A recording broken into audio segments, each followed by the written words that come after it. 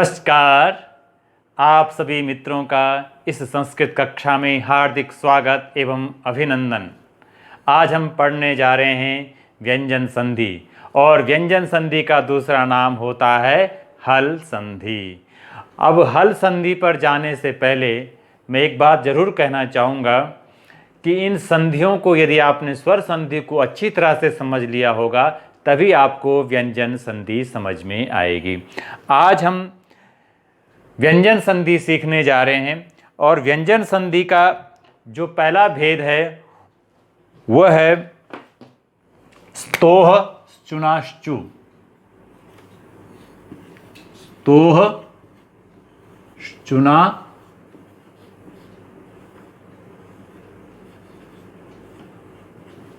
ये पाणिनि सूत्र है।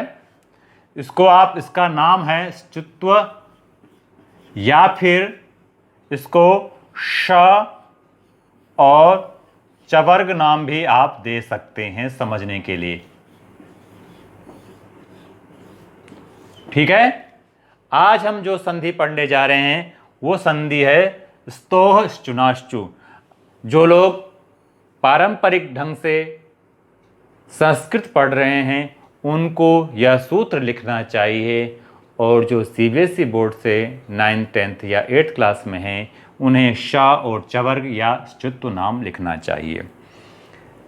यह आपने लिख लिया होगा।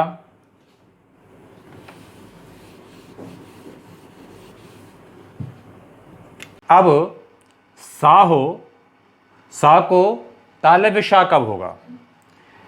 यहाँ या तो शा हो, यहां पूर्व और पर नहीं है, ध्यान रख लीजिएगा।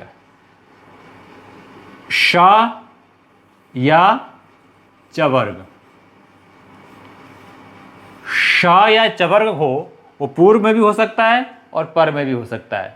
दोनों के योग होने पर इस दंत्य सा को हो जाएगा तालव्य शा और बाद वाला वैसा ही वैसा उतर जाएगा चवर्ग। ठीक है, अर्थात व्यंजन संधि है, हल संधि है, हलों में संधि है। ठीक है, हल में चेंजिंग आएगी। इतनी बात समझ में आ गई है। उदाहरण के द्वारा आप और अच्छी तरह से इस बात को समझेंगे। अब यहां पर इसको आप नोट डाउन कर लें।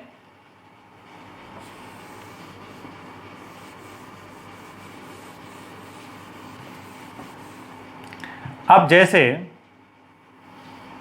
यहां पर एक शब्द है हरिः प्लस शेते। यहां मुझे एक बात बतानी बहुत जरूरी है।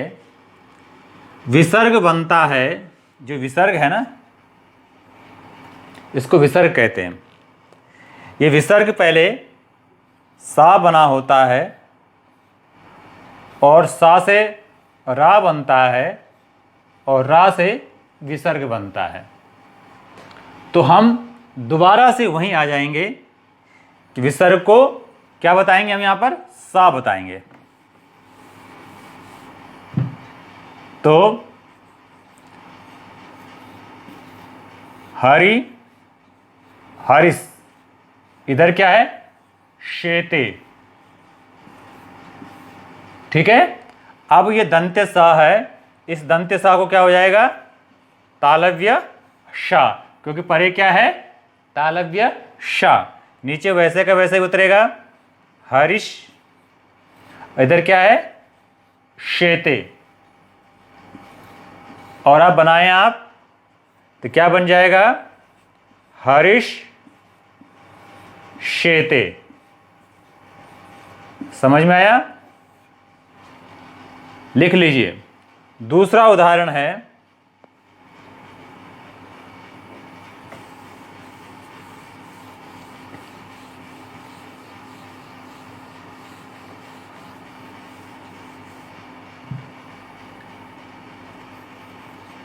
कहा प्लस चित। अब विसर्ग को क्या हो जाएगा? बताया था ना भी क्या? विसर्ग कैसे बनता है? पहले सा होता, सा को रा, रा से विसर्ग। सा भी नहीं, सु को सा को रू को रा को विसर्ग। ये क्रम है जो व्याकरण पढ़ते हैं। तो बना क और ये स, और इधर क्या है ये चित।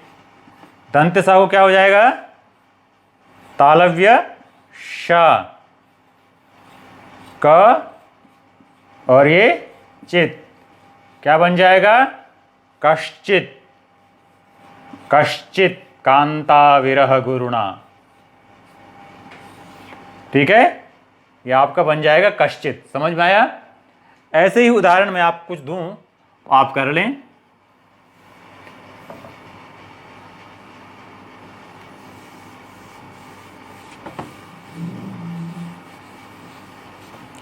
अब जैसे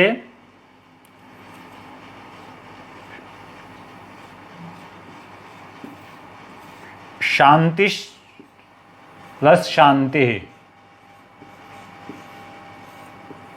ठीक है।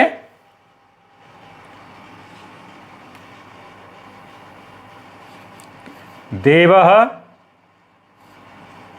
प्लस शेते, ठीक है। रामः प्लस चलते, चाहे परे तालव्यशा हो या चवर्ग हो। चवर्ग में चा और छ की बात है। और नृपः प्लस च,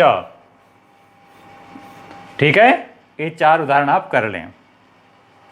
यहां पर एक बात ध्यान रखना, यहां पूर्व और पर वाला जैसा कोई मामला नहीं है। पर ये 4 उदाहरण कर लें आप। विसर्ग को दंत्यसा और दंत्यसा को तालव्य श। अब अगला है तू का मतलब क्या है, तवर्ग। तवर्ग और चू मतलब चवर्ग।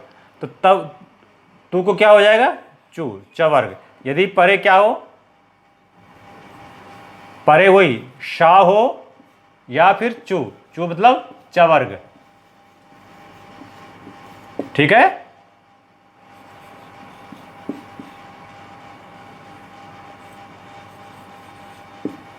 समझ में आया? उदाहरण देता हूं मैं आपको, लिख लो आप।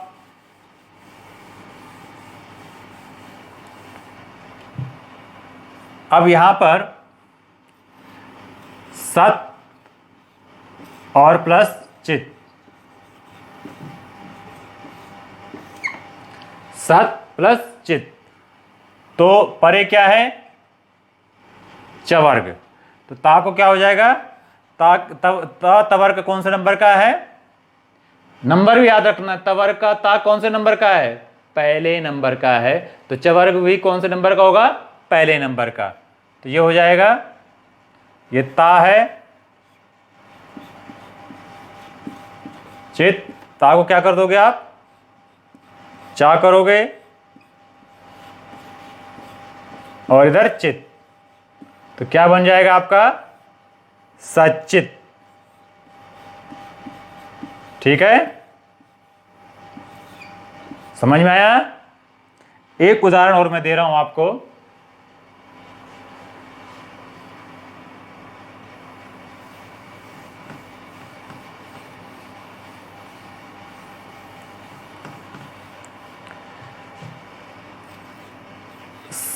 सद प्लस जन। अब परे क्या है, जा। जा किस वर्ग में आता है, चवर्ग में। कौन से नंबर का है, तीसरे नंबर का। ये दा किस में आता है, तवर्ग में। तवर्ग को क्या होगा, चवर्ग। अब चवर्ग होने के कारण से इस तवर्ग को क्या हो जाएगा, चवर्ग। स और दा कौन से नंबर का, तीसरे नंबर का। तो चवर्ग का तीसरा क्या होगा, च छ जा। तो जा ये हमने क्या कर दिया यहां पर, हलंत। ये जनः, तो क्या बना हमारा, सज्जनः, ठीक है। कुछ उदाहरण लिख लीजिए। ये 3 लाइन में होना चाहिए, 4 लाइन में जरूरत नहीं है। चलें,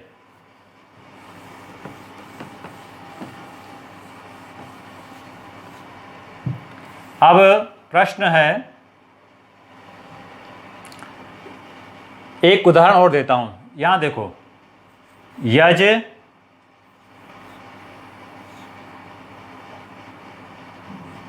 यज और प्लस ना। मैंने कहा था यहाँ पूर्व और पर जैसा कोई नियम नहीं, इसलिए मैंने ये एक उदाहरण दिया है। यहां पर तवर्ग कहां पर है, पूर्व में या पर में? यहां पर तवर्ग बाद में है और चवर्ग पहले है, तो किसको क्या होगा, तवर्ग को क्या हो जाएगा, चवर्ग। ये तवर्ग का कौन से नंबर का है, 5वें नंबर का। तो चवर्ग का 5वां नंबर क्या हो जाएगा, या। ये ऐसे कैसे उतरेगा। और आपने संयुक्त व्यंजन जब हम आप पढ़ा रहे थे, तो संयुक्त व्यंजन में हमने आपको बताया जा और यहां मिलकर क्या बन जाता है, यज्ञ। आप इसको यज्ञ बोलें, यज्ञ बोलें, वैसे व्याकरण की दृष्टि से क्या है, ज्ञ। ठीक है, समझ में आया। कुछ उदाहरण आप लिख लीजिए, उनको आप प्रैक्टिस कीजिए। एतत् प्लस चित्रम, ठीक है। वृक्षात्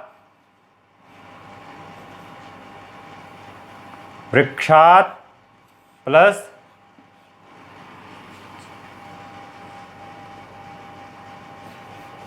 चिनोति,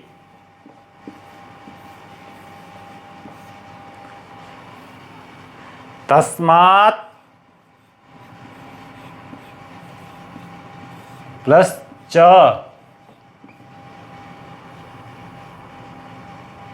और सत प्लस चरित्र।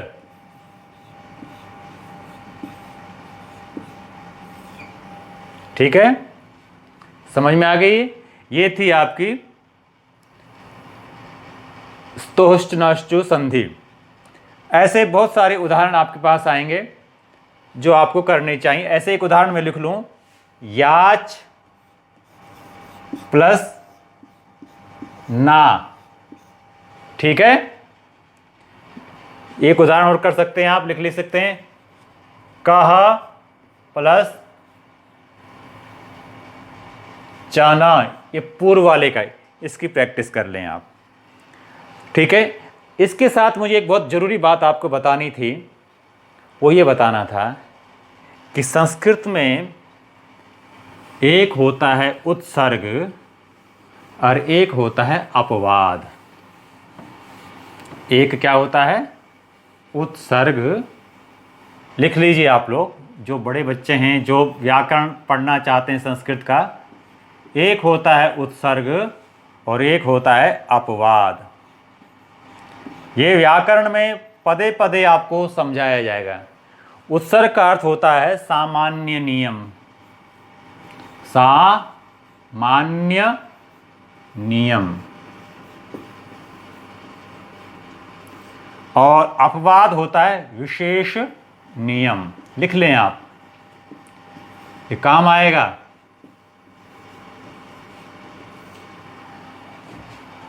इस स्तोष्टनाश्चु संधि का अपवाद में पढ़ाने जा रहा हूं। जो बच्चे संस्कृत को मुख्य विषय के रूप में भविष्य अपना बनाना चाह रहे, उनके लिए बहुत ज़रूरी चीज़ है। जैसे मैंने कहा, इस कक्षा के सारे विद्यार्थी क्रीड़ा क्षेत्र में खेलने जाएंगे। अब ये पूरा का पूरा एक नियम बन गया कि जो भी विद्यार्थी इस कक्षा में हैं, वो सारे के सारे क्या जाएंगे, क्रीड़ा क्षेत्र में खेलने के लिए जाएंगे। एक नियम बना दिया। लेकिन मैंने कहा, जिसका नाम अंकुर है, ये अंकुर यहीं पर अपना काम करेगा। पहले नियम में, सामान्य नियम में अंकुर भी आ रहा है और अंकुर भी कक्षा से बाहर जाएगा, क्रीड़ा क्षेत्र में खेलने जाएगा। लेकिन जब दूसरा नियम मैंने कहा नहीं, अंकुर यहीं बैठ करके अपना काम करेगा, ये अपवाद है। मतलब अंकुर के साथ पहला नियम नहीं घटेगा। ठीक है, तो ऐसे ही यहां पर इस संधि का एक सामान्य नियम आपको समझ में आ गया, लेकिन कुछ ऐसे हैं अपवाद है जो मैं बता रहा हूं, उसको आपको करना चाहिए। वह है शात, एक सूत्र है, लिख लीजिए आप। ये उन बच्चों के लिए जो व्याकरण, संस्कृत व्याकरण पढ़ना चाहते हैं, कि अगर शा के बाद तवर्ग आता है तो उस तवर्ग को चवर्ग नहीं होगा। क्या कहा मैंने? शा के बाद तवर्ग आता है तो उस तवर्ग को चवर्ग नहीं होगा। आपने सुना होगा प्रश्न, प्रश और न। यहां पर भी पहले वाले नियम से यहां प्राप्त था, लेकिन शात सूत्र ने कह दिया यहां पर क्या नहीं होगा, यहां नहीं होगा। प्रश्न विष्ण, विष न। ठीक है, ये आप नोट डाउन कर लें तो क्या बनेगा, प्रश्न और विष्ण। ठीक है, समझ में आ गया। अगला नियम है, अगली संधि हमारी ष्टुत्व संधि, व्यंजन संधि का दूसरा भेद। लिख लीजिए ये प्रश्न विष्णु। ये विशेष उदाहरण है, ये आपके कंपटीशन में आ सकते हैं, जो नेट कर रहे हैं या जो सीटेट करेंगे उनके काम आ सकता है। चलिए,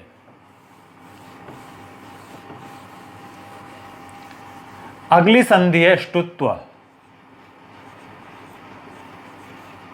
ष्टुत्व संधि का सूत्र है ष्टुना ष्टुः। यहां पर भी नियम, अगर आपको पहली वाली संधि समझ में आ जाएगी, आ गई होगी, तो इस संधि को समझने में आपको कोई दिक्कत नहीं होगी। फिर दोबारा से दंत्य सा को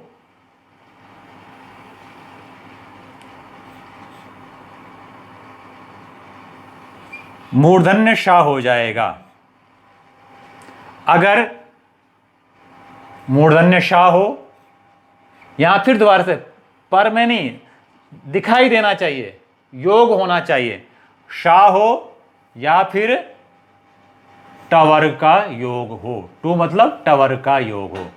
श अथवा टवर्ग के योग होने पर दंत्य सा को मूर्धन्य शा हो जाएगा। ये नियम आप नोट डाउन कर लें।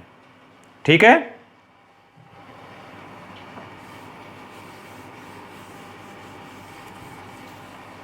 अब जैसे हरि प्लस षष्ठ, अब ये याद है आपको विसर्ग को क्या हो जाता है,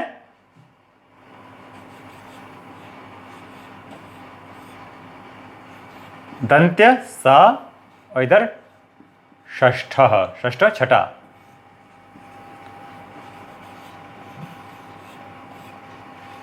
ये क्या बन गया, इसको मूर्धन्य श, इधर क्या है षष्ठ, तो क्या बन जाएगा हरिषष्ठ।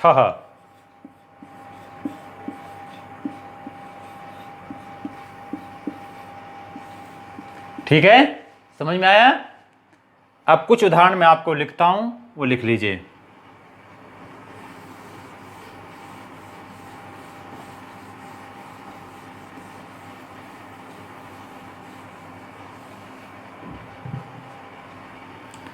रामः प्लस टीकते, देवः प्लस षष्ठः,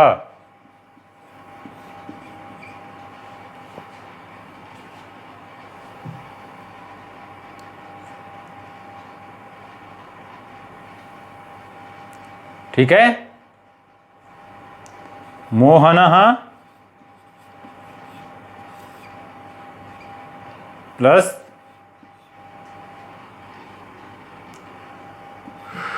षकारः, ठीक है।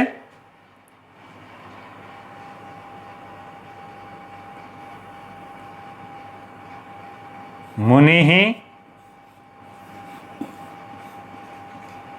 प्लस टकारः।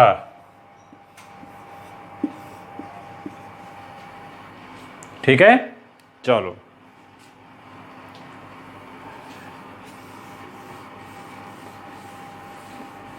अगला है तवर्ग को, टू का मतलब टू का तवर्ग को टवर्ग हो जाएगा यदि मूर्धन्य श अथवा टवर्ग हो। अब इधर हो या इधर हो, कहीं भी हो सकता है। ठीक है, तवर्ग को टवर्ग हो जाएगा। ठीक है, दूसरा नियम इसका, स्टूनाष्टू का दूसरा नियम, चलो लिख लिया आपने। अब यहां देखो,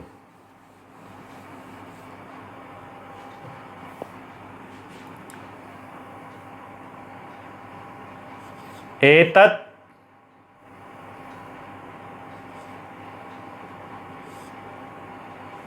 एतत् प्लस टंकणम।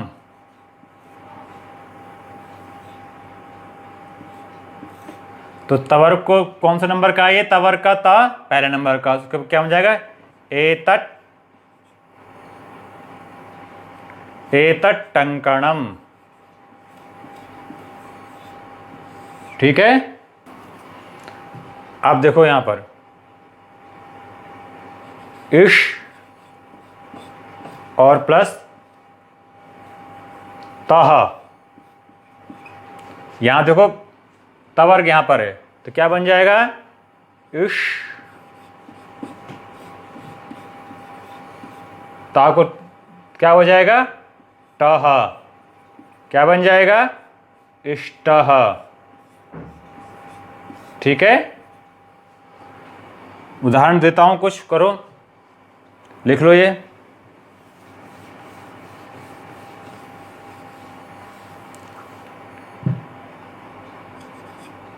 उद प्लस डीनम दुष प्लस तह तत् प्लस टीका। एतत् प्लस टीकते। ठीक है, ये आपका दो संधि हो गई है। इस स्टूनाष्टु सूत्र का भी, इस संधि का भी अपवाद सूत्र है। अर्थात यहां भी एक अपवाद, एक उत्सर्ग होता है और एक अपवाद होता है। तो यहां न पदांता टोर नाम लिख लीजिए। पदांत में टवर्ग हो और टवर्ग के बाद सा हो, उस सा को दंत्य सा को मूर्धन्य सा नहीं होगा। जैसे षट प्लस संतः, तो यहां पर इसको मूर्धन्य श नहीं होगा, जबकि स्टूनाष्टु से नियम प्राप्त हो रहा था। इसलिए का पद के अंत, पद किसे कहते हैं? सुप या तिंग। सुप या तिंग जिसके अंत में हो उसे क्या कहते हैं? पद। तो ये पदांत हो गया, पदांत के बाद सा आ गया, इस दंत्य सा को क्या नहीं होगा? और दंत्य सा हो या तवर्ग हो, उसको मूर्धन्य श या टवर्ग नहीं होगा। एक नियम ये नोट कर लीजिए। यहां पर भी इस नियम का भी अपवाद हो, इस अपवाद का भी अपवाद है। षट षट प्लस नाम, पूर्व सूत्र जो न पदांता टोर नामा से, इसके ना को मूर्धन्य टवर्ग नहीं प्राप्त था, लेकिन इस वार्तिक ने इसको क्या कर दिया? णा कर दिया। णा होकर णाम, और आगे आने वाला सूत्र अगली संधि पढ़ाएंगे रोनुनास के वासे, इसको णा हो जाएगा सण नाम। ठीक है,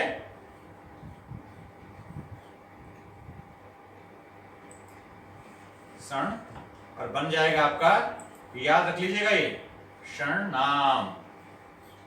ठीक है, ऐसे ही षट नवति, यहां भी क्या प्राप्त नहीं था, इस नियम से न पदांताटोर नाम से यहां पर इसको मूर्धन्य नहीं पता प्राप्त था, टवर्ग नहीं प्राप्त था, लेकिन अनाम नमति नगरीणाम इति वाच्यम से इसको क्या हो गया, टवर्ग हो गया।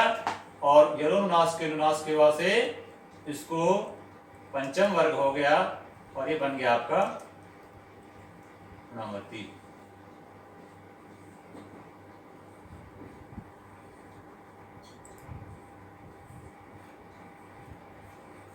और ऐसे ही षण नगरी, षट प्लस नगरी। ठीक है, ये बन जाएगा आपका षण नगरी। ये याद रखना, विशेष करके जो परीक्षा वाले बालक हैं। ठीक है, तीसरा और अपवाद है।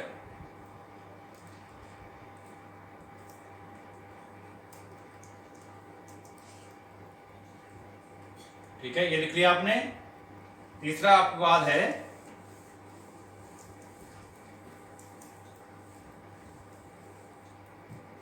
दोह शी, दोह और शी। अगर मूर्धन्य शाह परे है तो पूर्व वाले तवर्ग को टवर्ग नहीं होगा। जैसे सन प्लस षष्ठ, ये याद रख लेना। अब स्टुनाष्टु से इसको क्या प्राप्त था, टवर्ग प्राप्त था, लेकिन तोशी ये तवर्ग में आता है, परे क्या है, मूर्धन्य श है, इसको क्या नहीं होगा, टवर्ग नहीं होगा, तो वैसा का वैसा रहेगा आपका सन षष्ठ। ठीक है, तो इस प्रकार से आपको हमने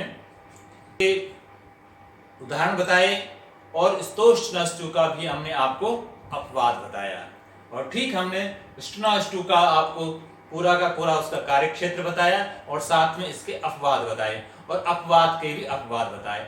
इन उदाहरणों को आप याद कर लीजिए, समझ लीजिए। अगर आप इन उदाहरणों को इनको अच्छी तरह से समझते हैं तो आपको व्याकरण धीरे धीरे आपको व्याकरण बहुत अच्छी तरह से समझ में आने लग जाएगा, फिर आपको कोई दिक्कत नहीं होगी। व्यंजन संधि समझ में आ गई है तो आप सब लोग इस वीडियो को ज़रूर लाइक करें और सब्सक्राइब करें, कमेंट करें और शेयर करें।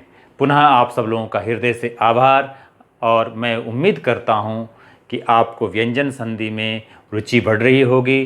पुनः पुनः आपको हार्दिक शुभकामनाएं। धन्यवाद।